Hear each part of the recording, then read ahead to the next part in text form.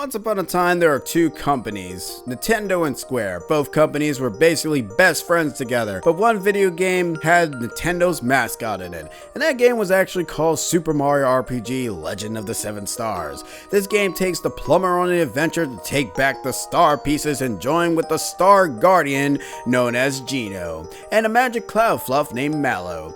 This adventure was never forgotten, but soon both Nintendo and Square parted ways. Square working with Sony's PlayStation to end up making Final Fantasy and Chrono Cross, and Nintendo wondering how they will end up topping Mario RPG. Skip a few years in the 2000s, in Japan, the company Nintendo and Intelligent Systems decided to work together. Intelligent Systems ended up having games like WarioWare, Fire Emblem, and a bunch of other games that they end up having on board, and combining the RPG elements and fun factor of WarioWare and Fire Emblem created Mario's flattest adventure yet, and that game was otherwise called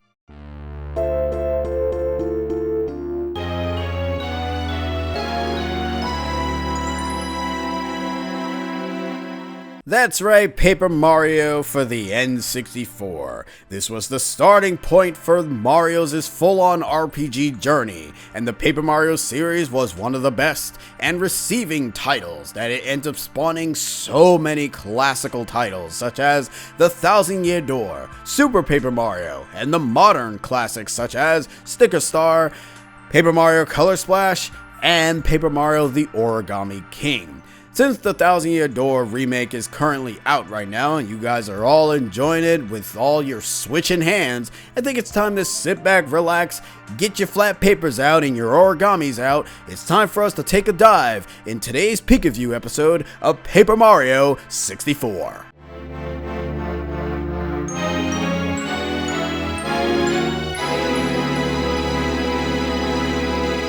So my history with Paper Mario 64 can essentially be summed up as this. I have no clue what this game was. I didn't know what it was. I had no clue that it existed. I probably saw it in an ad somewhere and thought it was stupid. It wasn't until the Wii where I ended up getting some virtual console points and decided to actually purchase the game. Mainly because it was called Paper Mario. It looked interesting, didn't know what the game was about. Started to purchase it, played it, and I got completely thrashed because I didn't understand the game's mechanics. Essentially, it was a flat version of Mario RPG, I thought to myself. And I was like, yeah, you know what? That's pretty much what it was. Ends up retaining some elements from Mario RPG, such as the star pieces being the star spirits, and Geno essentially just being Twink. Like, let's be honest here. Twink was essentially just the Geno of Paper Mario. And the difference between Twink and Geno is that Geno would basically thrash Twink in an instant. And again, I don't know. Twink might actually probably come out on top. Anywho, so what full-on story does Paper Mario actually have? Well, Nintendo wanted to be a little bit more grounded rather than being a little bit crazy when they were with Square. They basically utilized the same Bowser kidnapped Peach plot, and that's pretty much it. They really don't try to sugarcoat it. They didn't really bother to even create any sort of new villain here. Bowser ends up utilizing the Star Rod, which is essentially the other second MacGuffin in the game, and utilizes the Star Rod to not only grant the wishes for himself to make him invincible, but also end up sealing the 7 Star Spirits. The 7 Star Spirits had the capabilities of granting wishes to the Mushroom Kingdom, but with Bowser sealing them away and also giving them to his 7 cohorts, they are unable to end up fulfilling any sort of particular wishes. The Mushroom Kingdom essentially ends up praising the Star Spirits for the wishes that they end up granting them. And without the Star Spirits' guardian protection, well, they can't really do that anymore. So it's Mario's job to end up being teamed up with very familiar enemy faces, such as a Goomba named Goombaria, who ends up helping Mario in both battle and the overworld, a Koopa named Cooper, who can end up gathering items from far away and also hit switches out of Mario's reach, a Bob-omb named Bombette. She can end up blowing up cracks in the walls and also has the capabilities of giving you a significant advantage in battle. I swear, she's actually one of the best ways of getting the advantage in battle. A paratrooper named Power Carry. He's not just a mailman, but he can also end up defeating airborne enemies with no problem. He also has the capabilities of carrying Mario through significant gaps. Up next is the Mistress Boo herself, Bo. This lovely lady will smack your enemies with glee while also allowing Mario to hide out of sight from enemies' view. It can also end up sometimes getting dark, so how about a spark named Watt end up lighting your life? She's maybe young, but she ends up packing quite a punch as she is able to pierce through enemies' defenses, and also revealing hidden item blocks. Now this next character might be a cheap, but for enemies that are on fire, Sushi ends up coming out on top with Tidal Wave once she ends up reaching Ultra Rank, allowing you to destroy fire-like enemies with no problem. Want to get somewhere fast? How about hopping aboard Lackluster's Cloud as he's able to cross hazardous gaps and simultaneously destroying multiple enemies if you end up missing any of them. Mario's adventure ends up becoming a mild breeze once he's end up partnering up with these characters. And yes, I said partners. You no longer have party members, you have partners. The battle system is completely different from Mario RPG. For instance, you only have 2 characters on the field, you no longer have 3. You also cannot hit every single enemy with anything. Mario only has 2 ways of attacking, hammer and jump. That's it. He doesn't really have any Koopa shell or any lazy shell or any punches, which will be kind of cool. I love, to be honest, thinking about it now, really did wish that Mario had the capabilities of punching, because punching sounds so mean, especially in the remake of Mario RPG. You guys know they got a remake, right? Like when Mario punches, you feel the punch of this noise. It's great. Anywho, Mario can only end up using hammers or jumps throughout the entirety of the game. The hammer and the jumps ends up being increased as you end up progressing through the game's story, but overall, hammers can only destroy grounded enemies. You can end up hitting airborne enemies if you have the certain particular badge.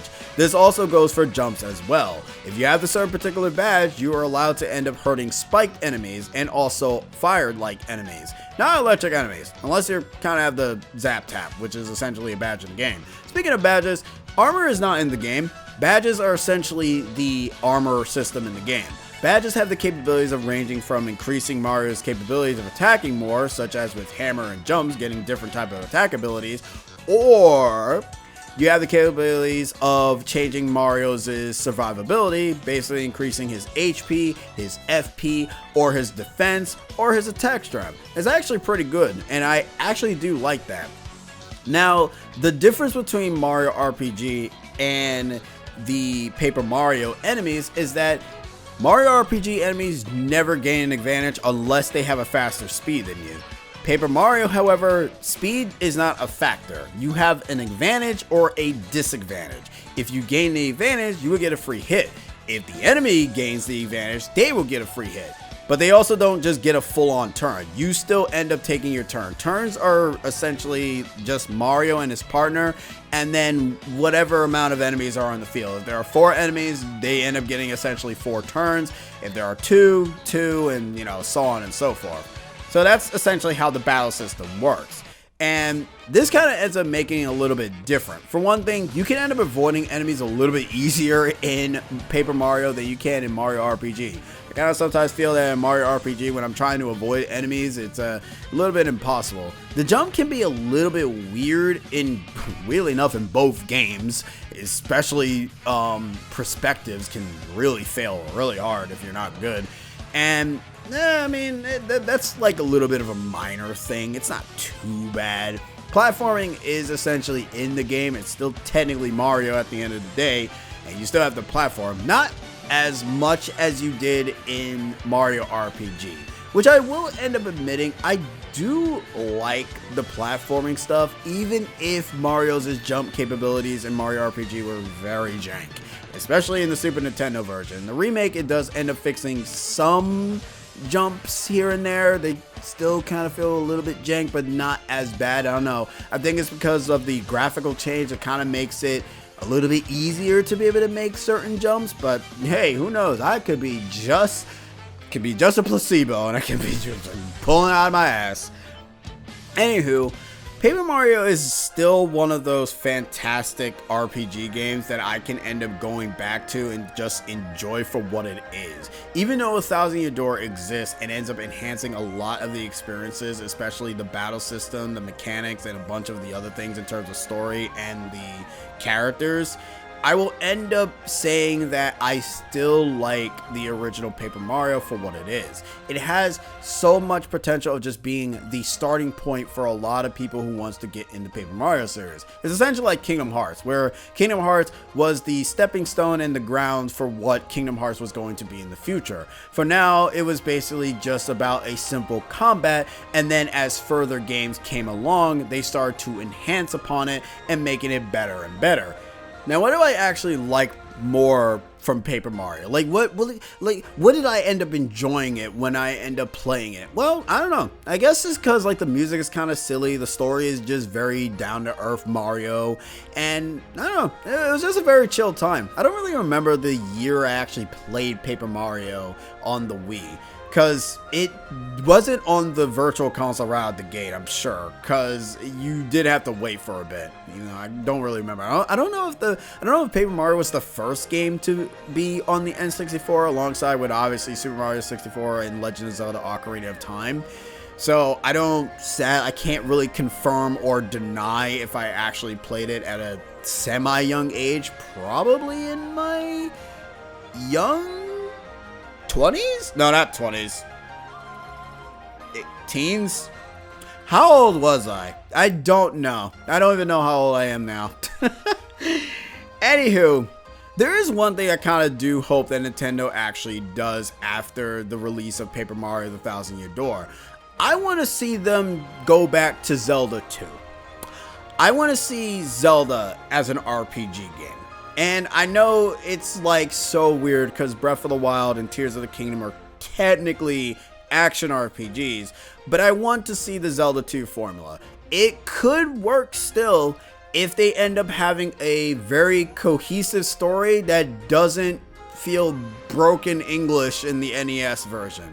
For one thing, I actually would have liked to see a little bit further like experience systems, a much better spell system, for instance, because MP management in Zelda 2 sucked. And I don't know, it would be nice to actually see another Nintendo IP become an RPG, because even though after Paper Mario and Mario RPG, Alpha Dream did end up coming in to end up creating Mario Luigi series, which was a very incredible series. It's just unfortunate they blew all their stonks by creating Mario and Luigi Bowser Inside Story remake.